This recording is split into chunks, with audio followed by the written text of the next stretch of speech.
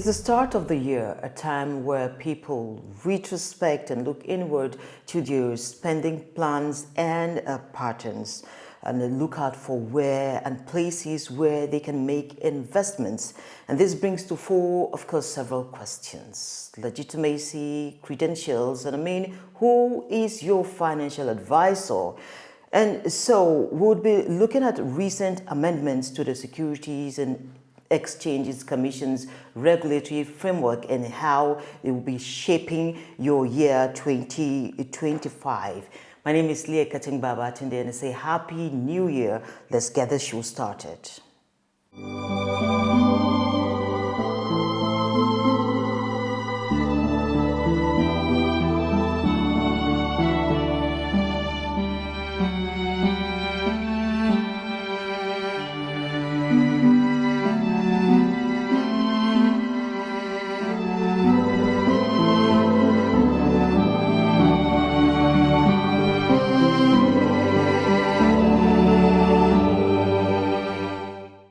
As always, we begin the business of the day from the trends table.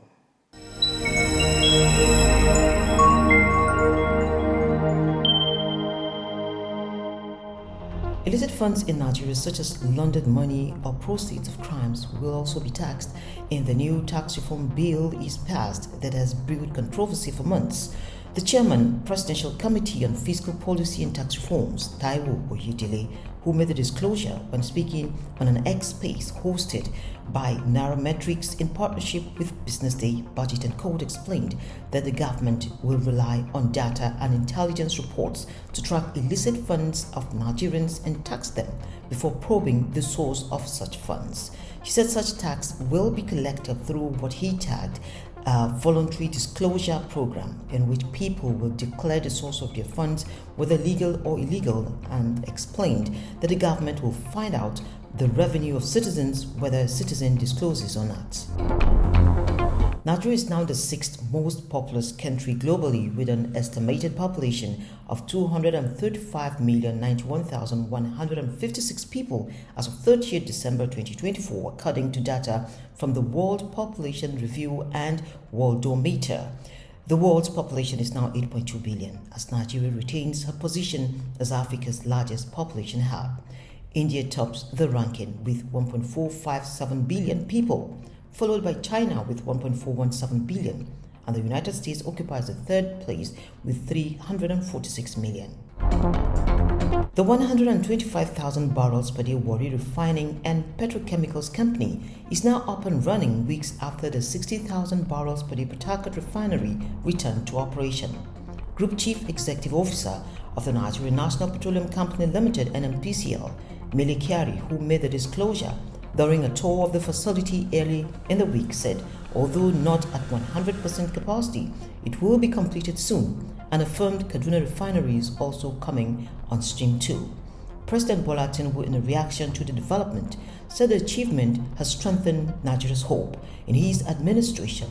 He expressed confidence that with the Warri Refinery now operating at 60% capacity, his administration's comprehensive plan to ensure energy efficiency and security is entirely on course. The Nigerian Electricity Regulatory Commission (NEC) has revised the order on performance monitoring framework for electricity distribution companies issued on the 5th of July 2024. The order, effective 23rd December 2024, seeks to ensure compliance with the key performance indicators (KPIs) that include accountability by discourse management, increased operational performance, improved energy delivery to customers, and customer satisfaction. Failure to offtake up to 95% of available nominated energy in 2 after the 3 months per quarter will now attract a downward adjustment of DISCO's administrative operational expenditure by 5% for the next quarter, among others.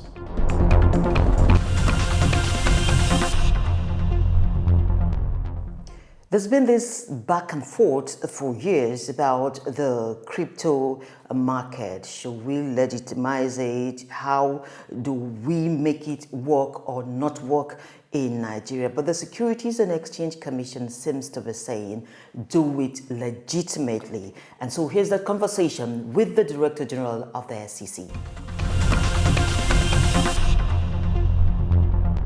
The Securities and Exchange Commission, SEC, is the apex regulator of the capital market in Nigeria. So for obvious reasons, it is your go-to place before you take any financial decision at all if you really mean business in the country. I have joining me Dr. Emomotimi Agama. He is the Director General of the SEC, and of course he joins me to look at the recently amended Bill 2024, and of course, as we project into the policy direction of the SEC for 2025. It's nice to have you join me for this conversation, Doctor. A pleasure, Leah. Thank you. So the Senate recently passed that of course, the Investment and Securities Bill 2024. And the question will be, what are the major takeaways from that bill? Well, thank you for affording me this opportunity to enlighten Nigerians about the Investment and Securities Bill 2024, which by the grace of God will turn into an act with the presidential assent. It is indeed a document that is what I call a living document, a dynamic document that allows the mainstreaming of the Nigerian capital market into the Nigerian economy. For far too long, the Nigerian economy has been bedeviled by a challenge of funding. Not just funding, long-term funding.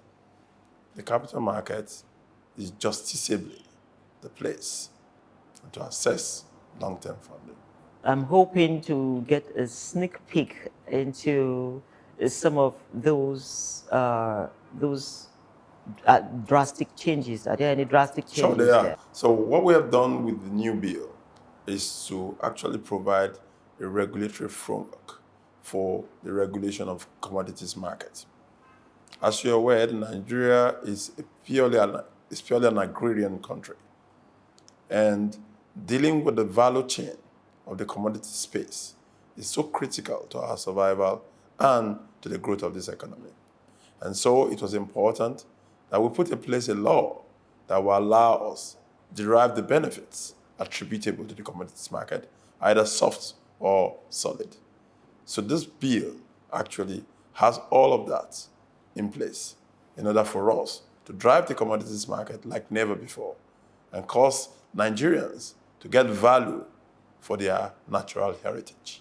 And it is pro-people. That's why this bill is very, very useful to Nigeria and indeed the capital market. So I would ask one of those basic questions I love to ask.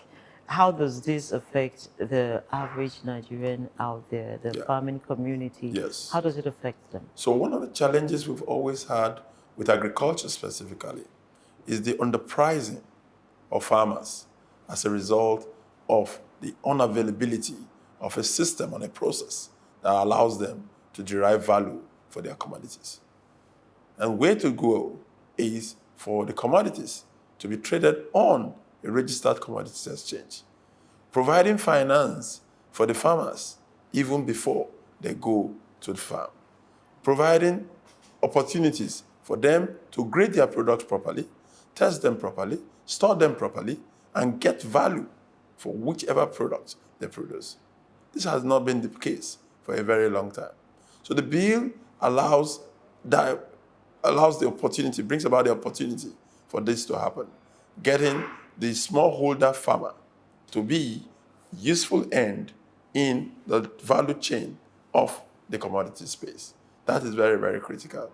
Having to enable them do what we call price discovery, wherein the commodity, the smallholder farmer is able to get real value for the commodity that they produce without necessarily losing it as a result of the lack or the unavailability of finance. And it speaks to the poor people, the ordinary Nigerians, so to speak. Because for us at the SEC, the essence of our work is wealth redistribution. And wealth redistribution speaks to the ordinary smallholder farmer that nobody ever thinks about. This law will do that specifically.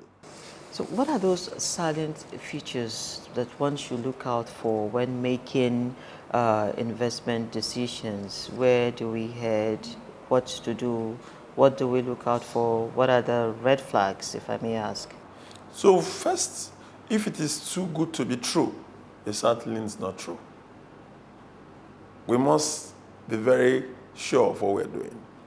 One of the things you must do is that if you do not understand the investment language, the SEC has registered what we call the CMOs, the capital market operators, as inclusive for financial advisors, lawyers, accountants, people that have been trained to be able to provide advice when needed on matters regarding investment.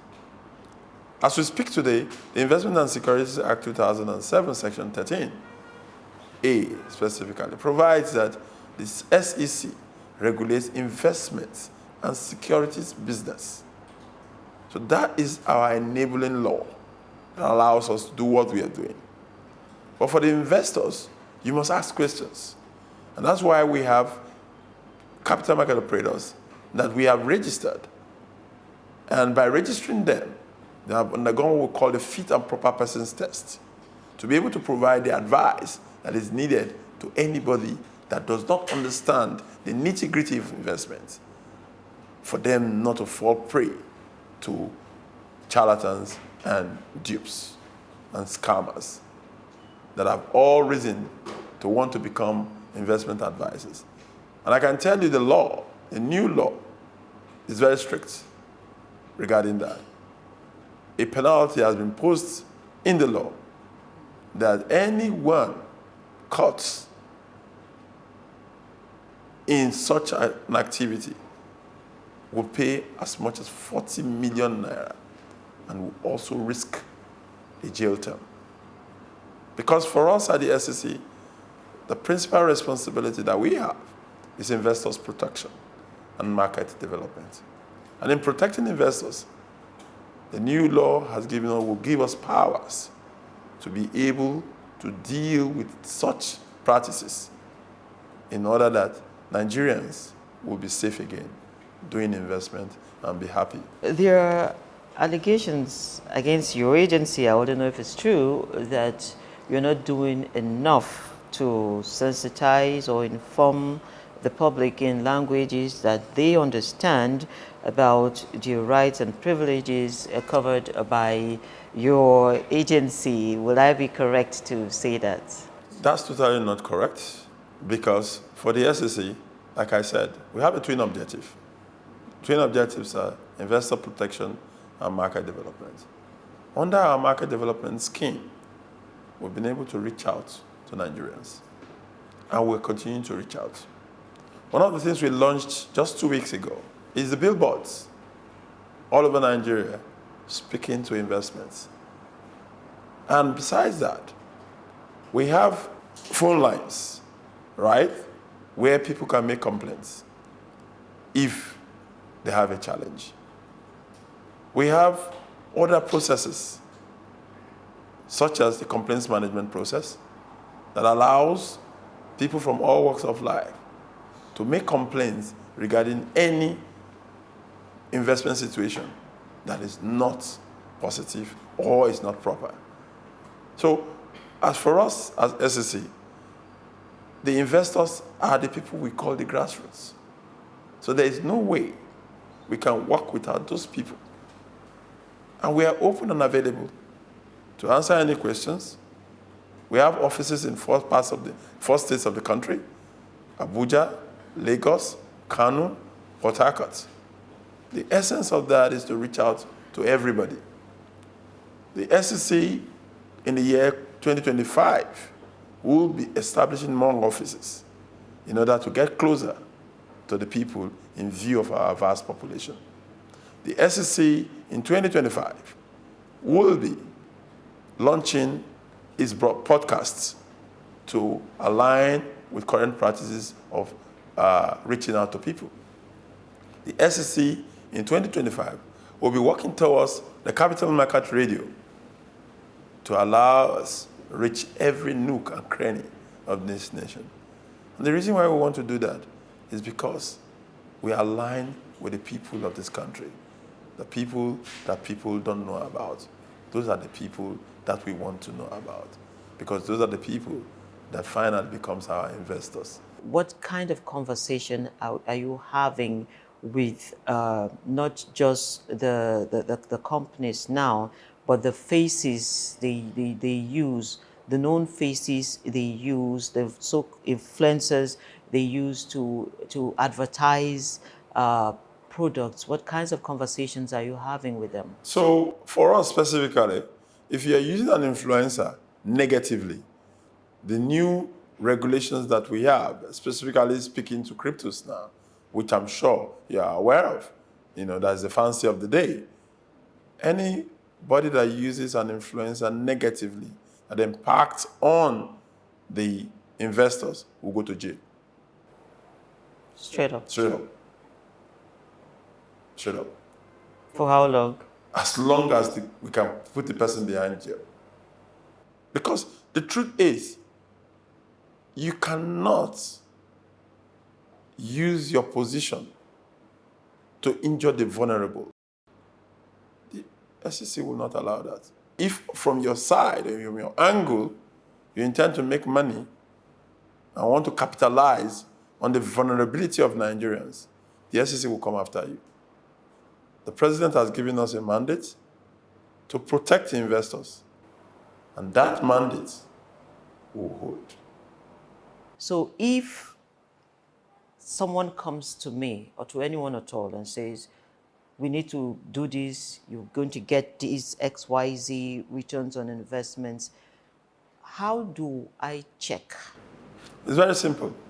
First, ask the person, do you have a SEC license? When the person says he or she does have a SEC license, take that name, go check it out on our website if the person is registered. If the person is not registered, then you don't have to deal with that person because the person is actually acting illegally. So the website is there. Our website is functional, www.sec.gov.ng, and you find list of capital market operators right on our website. We have our phone numbers there for anyone to be able to contact us. We have our email there for anyone to be able to contact us. And I can assure you, response will come immediately. What is your mode of communication with people who don't speak the major languages? So, what we are doing in the year 2025 is to create an interpretation, segment for our complaints management framework. Besides, as we speak today, what we do, if you call that number, our complaints management and stakeholders engagement office, and you speak a different language, one of our staff will speak to you. We're a Nigerian institution. We're a Nigerian government institution. And because we're a Nigerian government institution, the fact remains that we have all Nigerians represented here, at least the major tribes. So we're able to speak with you and reach, a particular point with you, knowing fully well that you have been able to communicate. But oftentimes, for most people that communicate on mobile phones, they speak the 3 major languages. And I can assure you that we are available to speak to them.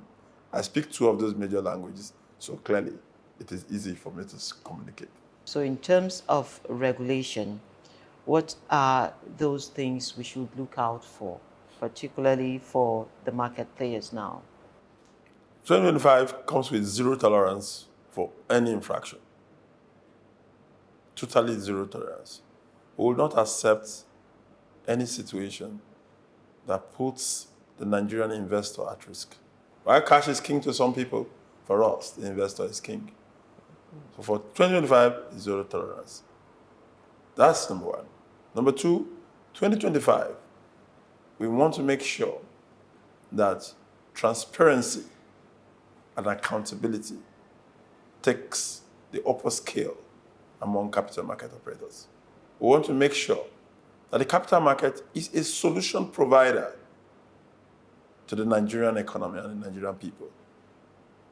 You're either a solution provider to the extent of being able to make funds available for development projects, governments and companies alike, or we're a solution provider to making sure that Nigerians are able to make wealth from the capital market.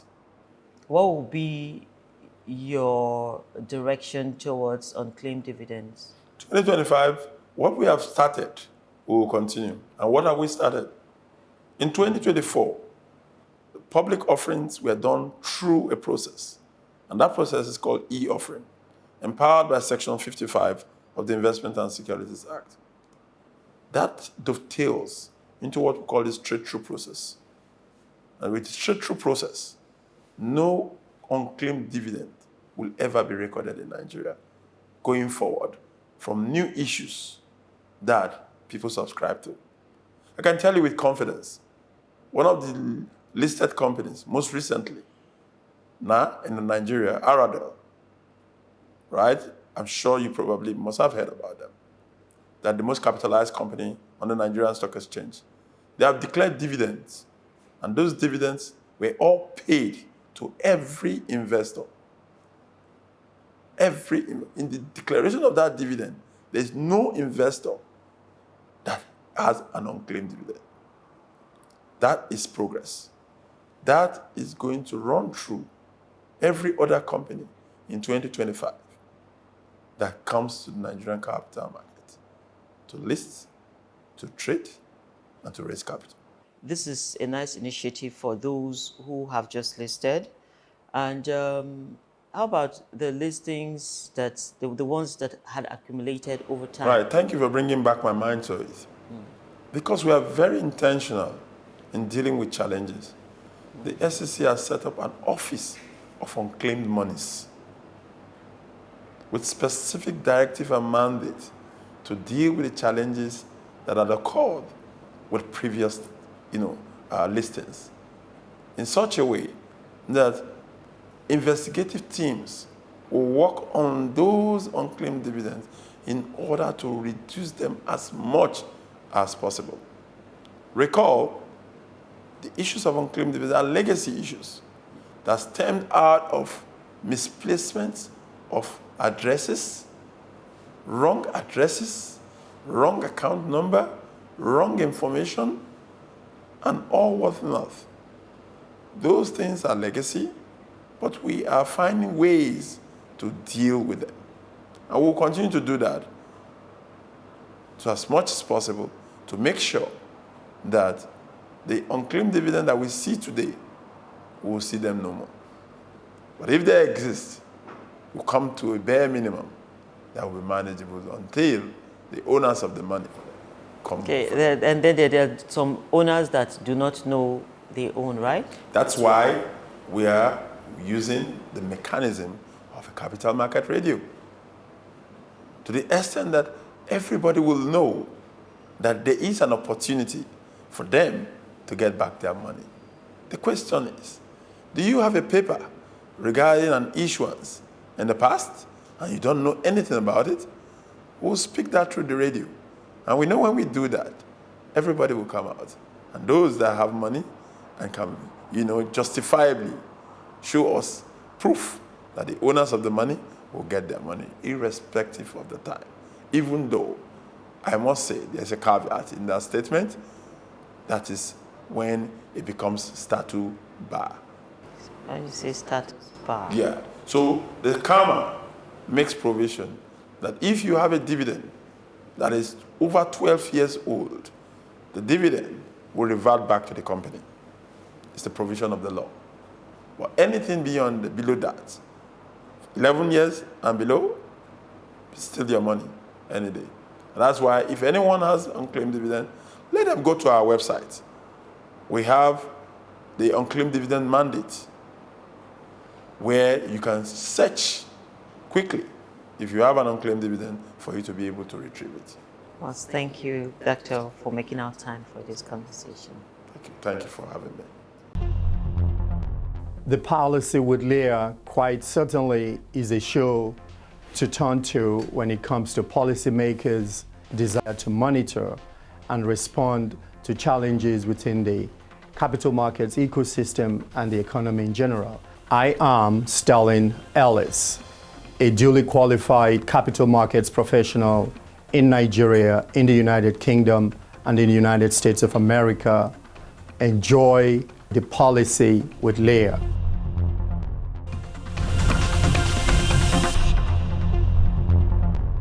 Now, Simplified is next, as always, and from there, we head to the commodities market.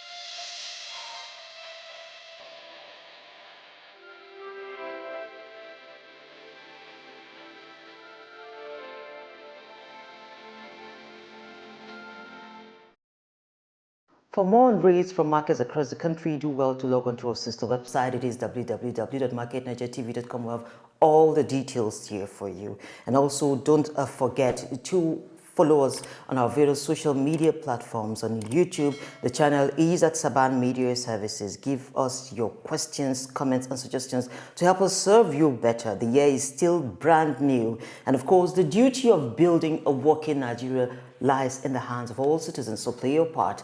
Have a beautiful week ahead, and God bless Nigeria.